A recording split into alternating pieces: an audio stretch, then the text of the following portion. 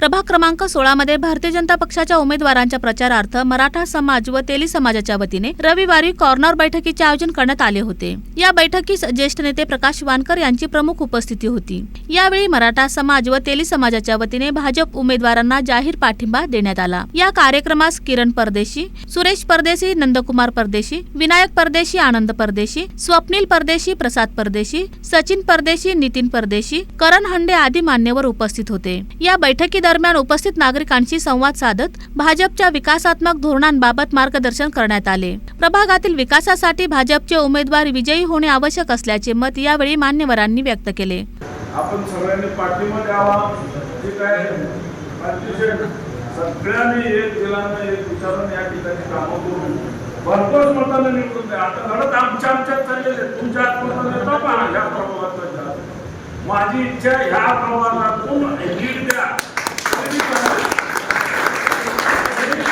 म्हणजे तुम्ही तुमच्या प्रभागाच्या आमच्या प्रभागाची स्पर्धा करा। आम्ही 16 नंबर म्हणून तुमच्या मुलापेक्षा जास्त आणतो असा निश्चय करा।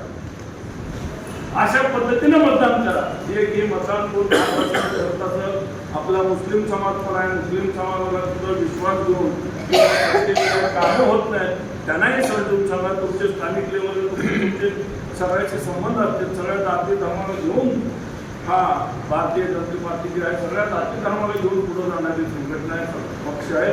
त्याच्यामुळे जे काय आपल्या इतर समाजाचे लोक आहेत, मुस्लिम समाजाचे त्यांचाही गैरसमज दूर करून त्यांचंही मत कसं आपल्या पाड्यात पडल आपलं काम आहे ते स्थानिक लेवलला। सुरेश तुम्ही लोकांनी सांगायचं, तुम्ही सांगून कशा पद्धतीने एक दिलानं मतदान करून यांना आमच्या प्रभाग क्रमांक 6 पेक्षा माझ्या मुलापेक्षा जास्त मतांनी निवडून द्या।